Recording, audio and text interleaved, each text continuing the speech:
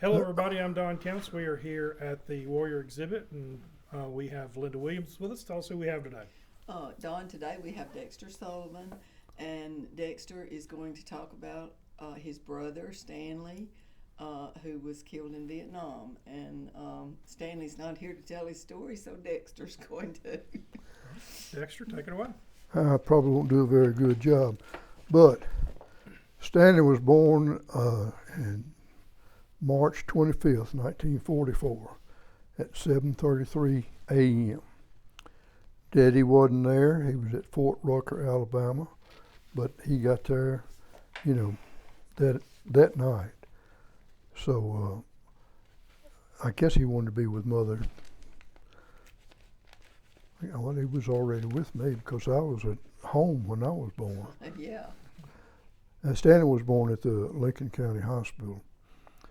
All right, I want to tell you just a little bit of the transient nature of our early life.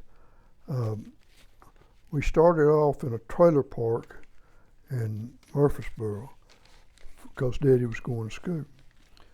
And we were one of the privileged few, or not few, but we were one of the privileged ones because they had two children.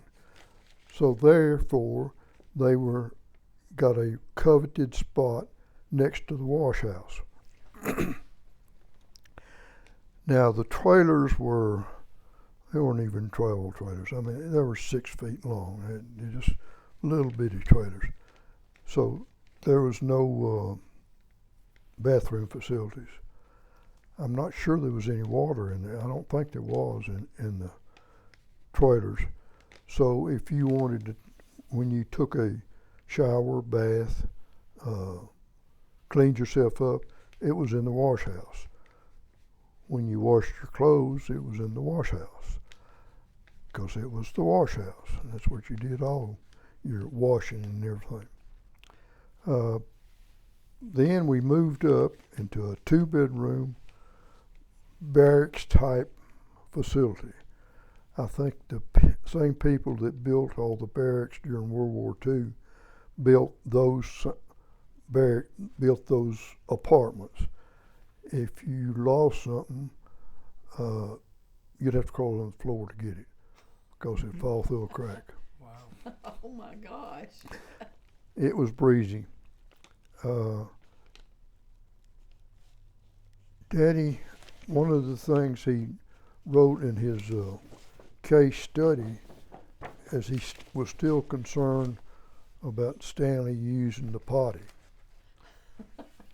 Well, it wasn't a problem in the barrack type house because we had indoor plumbing, indoor everything. But when we moved to my grandparents' house, all we had was a outdoor. It was an outdoor. I mean, it had wasp nest in it. It was, just like the typical old outhouse that you see on the farm. And Stanley wouldn't go, and I don't blame him, because it was boogery. Yeah, it was boogery out there.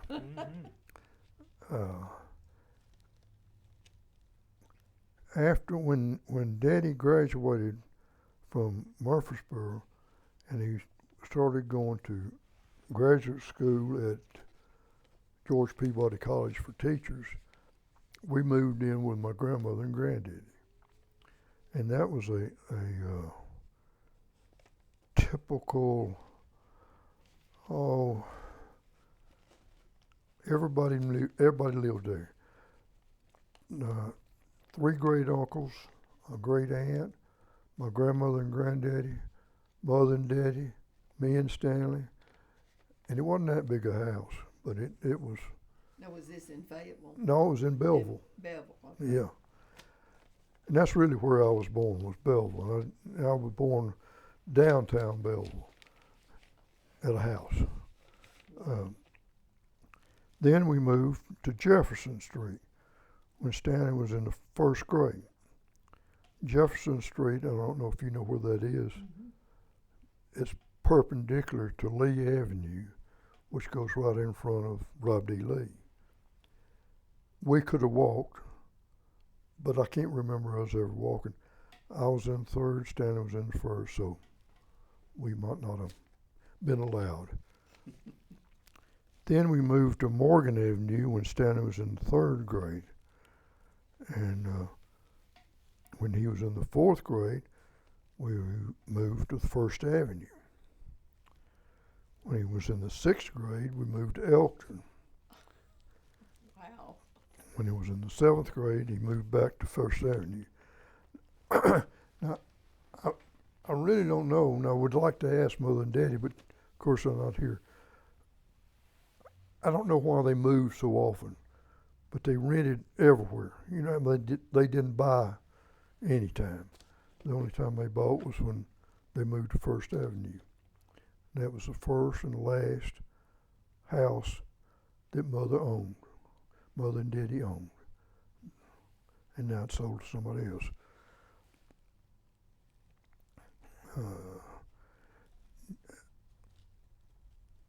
Just a little bit.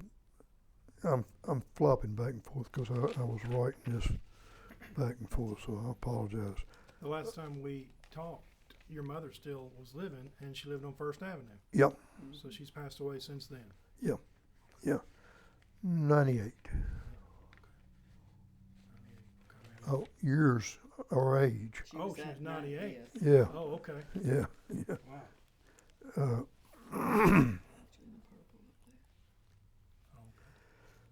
Mother and Daddy were married August the 1st, 1941. They couldn't get married in July because Mother's brother was burned to death in July. And my grandmother wouldn't allow Mother to do anything in July. So August 1st, they got married just as soon as they could after July. When Daddy left for the war, the owner of Elk Cotton Mill says, when you come back, your job's here. And Daddy says, I don't care where it is, I ain't coming back. You can give it to somebody else. Yeah. And he meant that too. So When we lived he at, went to college after he was in the service. yeah. Yeah. Well, his mother and daddy worked in the cotton mill, so they didn't have any money to send him to college. Yeah. So So he would have gone on the GI Bill. yeah, that's the only way he would have been able to go was a GI Bill. Evidently, well, I don't know. At our house in Belleville, when we were first and second grade, or I was in the second grade, Stanley hadn't started school yet. We had a set of world books and a set of children's books. Now that just doesn't sound like, a farm family. So I don't know if my grandmother bought them or secondhand or what. That was in that book. Oh, well, in his study he did of Stanley. Yeah. Wow. Stanley led we had two cousins that lived right up the road. Anna and Billy Joe Wright. Do you know them? Yes, I did. They lived right up the road. And so they would come down and play during the day when I was at school. And Stanley was the leader then. But when I came home, I was the leader.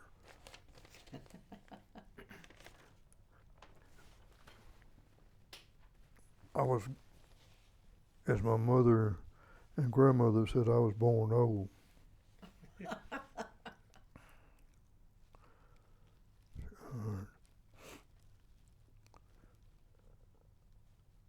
All right. When I was at UT, I didn't have an opportunity to watch Stanley play football because Yeah. I went to school and they hadn't started playing yet and blah, blah, blah. But Stanley's junior year, junior year, he got caught smoking. So Bucky Pitts kicked him off the football team. And there was two other ones that got caught too, but they didn't kick them off. It's Ronnie Karn and Ray Barnes. Evidently, they were better football players than Stanley, so he didn't want to kick them. He made an example out of Stanley. And so Stanley said, "Can I be manager?" And Bucky said, "Yeah, you be manager." So Stanley was manager for his junior year in high school. The first game of the season was always, at that time, always Franklin County. Whoever won that game won Central Tennessee Conference Championship. You think I can remember Central Tennessee Conference? I don't know how long that's been. Oh, wow. 40 plus. But anyway, that was Stanley's first game. Early in the game, Stanley intercepted a pass and ran for a touchdown. First touchdown of the season. They ended up beating Franklin County. He had a date with Beth Alderson, and I was sitting with her in the stands, and of course I went bananas, and she wanted to know what happened. She didn't have her glasses and couldn't see. I don't know which one she was, far or near, but she couldn't see anything that was happening. So she had no clue what was happening. But anyway, they won 12-7. At the funeral, there was a wreath that had Franklin County 12-7. Oh, And wow. I was so happy that somebody else remembered other than me. I didn't get a chance, I didn't even think about it, to look at the wreath and say who sent it, anything. So I wish I could now.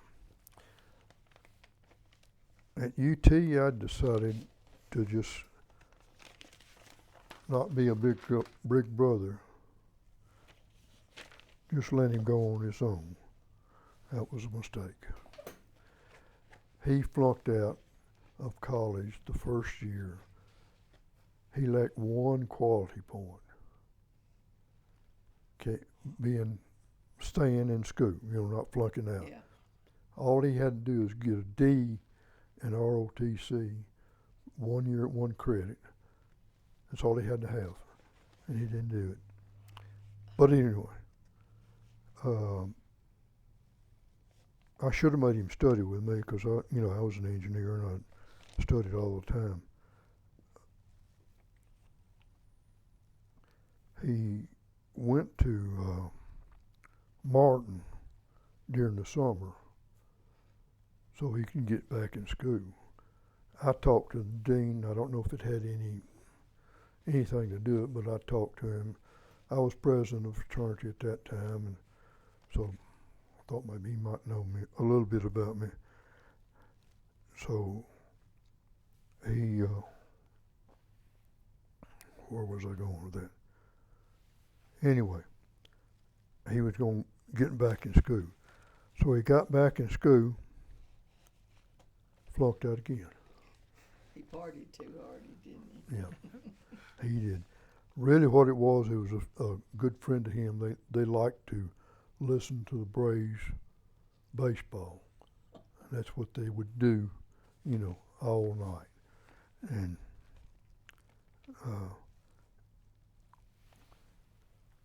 when Stanley, of course, and then he got drafted.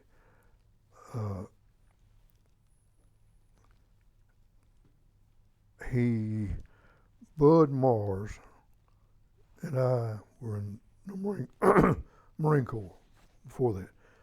Don't believe that had anything to do, I don't believe that influenced Stanley at all, because at that time the Marine Corps was, the term of service was 2 years.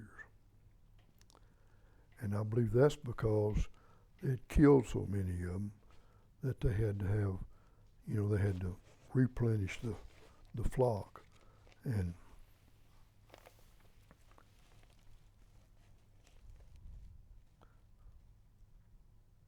What year did he go into the Marine Corps? 66.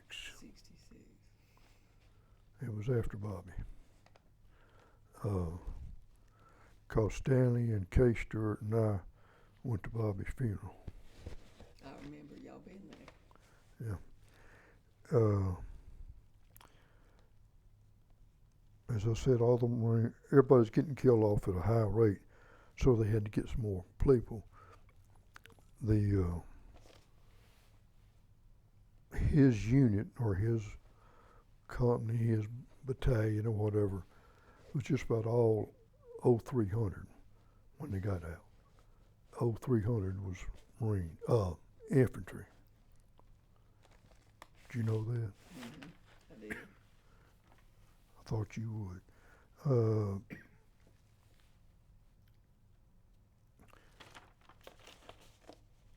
On the way back from, I was doing some sport parachute jumping at the time, and the drop zone and Lejeune was real close. You know, I could just drive right over from the jump zone, and did that once and took a 6-pack of beer. Wish I'd taken it. I wish I'd done it more, but you know, wishes.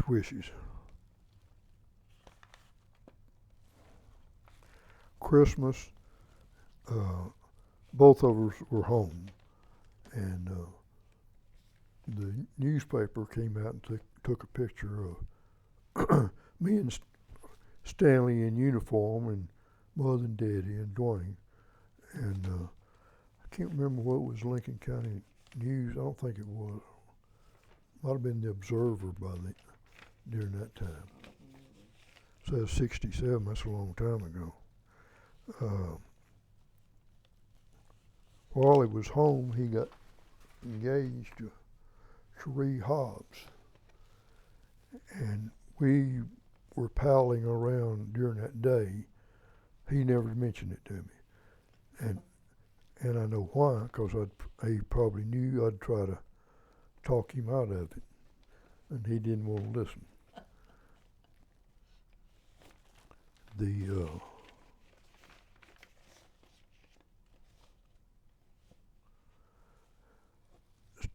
Mentioned that it sure was nice to come in out of the jungle and have a beer, but there was a 2-beer limit, and he wished that there was more. And I said, okay, I'll send you a 6-pack. Now, was this after Christmas? Yeah. Okay. He was in Vietnam then. Yeah, when he went over. Okay. Yeah. So I fixed up a package, a 6-pack, wrapped it in brown paper, put some tape around it, sent it over there, and the sergeant told him, says, don't do that again, because it had torn, and you could And tell. you could see the big. You knew exactly what it was. So, Did he let him have it? yeah, I think so. He never did say. He just said that he told me not to do that anymore, because it probably wouldn't get there if it came there like that again.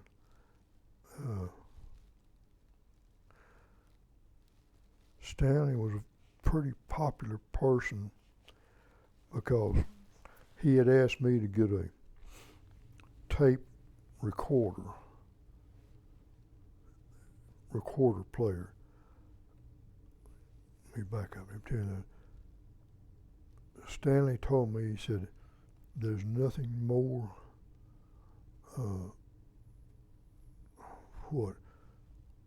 revolting that you do a tape recording to send to whoever, send to me or Mother and Daddy or Cherie, and then you play it back and there's nothing there.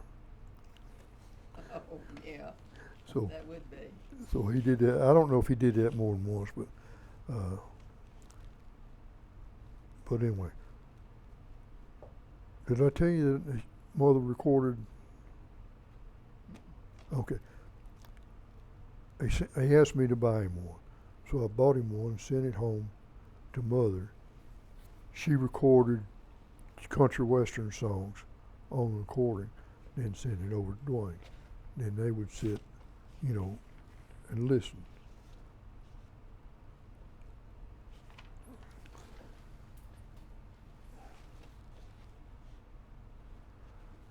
All right. This is a letter from Larry Stephanus. He was a buddy of Stanley's over there. It was written the 9th of July, 1967, 5 days after Stanley was killed. Stanley was slow and quiet and very calm. I wasn't in the same squad as he, but we had a thing in common that made us good friends. We both liked country and western music, especially Hank Williams. Whenever our company was in the so-called rear at Don Hall, we had quite a lot of slack. In the evenings, 5 or 6 of us would sit around and talk, drink beer, and listen to Sully's tape recorder. Usually, we all hit the rack more homesick than we were to start with. We had moved out to Contan on the 2nd of July to pull out other Marines who had been hit hard. On the 3rd and 4th, we swept further to find men missing in the action and the gear left behind. While sweeping on line, your brother discovered a 250-pound bomb that was booby-trapped. He passed the word to hold it up and bring up the engineers to disarm it. The wires from the charge led to a tree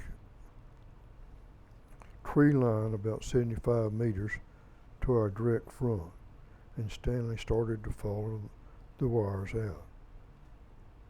Then he got about 40 meters or so from the trees when he got shot. Then we got hit from all sides with mortars and automatic weapons. Nobody was able to get to the men, and the corpsmen were not even able. Mr. Sullivan, your brother, saved the lives of the men in the 3rd Platoon upon discovering the fixed bomb. We all wrote recommendations for a medal to be awarded to your family. To us, that's a very small way of showing our appreciation for what Stanley did that day. If there's any other way we can help you, we'll be glad to do it. About 10 or 20 years later, Larry came to see me. He said, "What kind of medals did you get?" And I said, "None." He said, "What?" I said, "We didn't get any medals." And he said, "That can't be. I'll take care of that." So he started writing. He wrote the company commander and wrote everybody was associated in the action, to get information for Stanley. It had been so long, a lot of them were dead, probably got killed that day, or had died of old age. So we didn't get a medal. That's it. You want to show us that book? Oh, I showed it to you. Yeah, but I wasn't running then. Oh.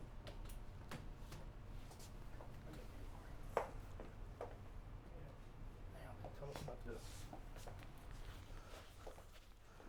This is a case study that Daddy did on Stanley, and Mother wrote in it about 1949, so that would put Stanley 5. And you can tell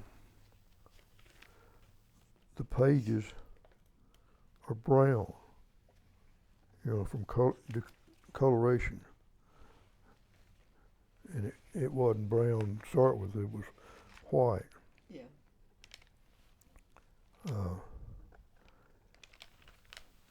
He did that when he was going to school at Murfreesboro. MTS, I mean, George Peabody. Oh, Peabody, okay. Yeah, 'cause Stanley was 5 and 49, and, you know, I don't think, no, Daddy wouldn't have written an education, you know, course when he was in Murfreesboro. His education 555A. So it's a graduate course. Oh, Yeah. I assume it was. Yeah, study would have been what I was thinking. That's right.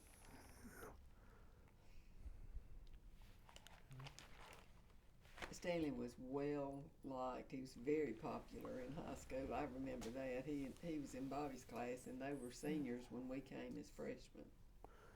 Yeah, he was better looking than me. 'Cause and he was well liked. You know, I was sort of a butthole, so Stanley was a nice guy. He was. Yeah, He he was. was a real nice guy. So, Yeah. and he was that way, you know, on up in the college. How old was Stanley when he died? 67, so I think he's 23. 23. Is that what that is? Yeah, it would be. We certainly do appreciate you coming to share his story with us. Well, I wish I had more. And thank you for coming. Yeah. Thank you.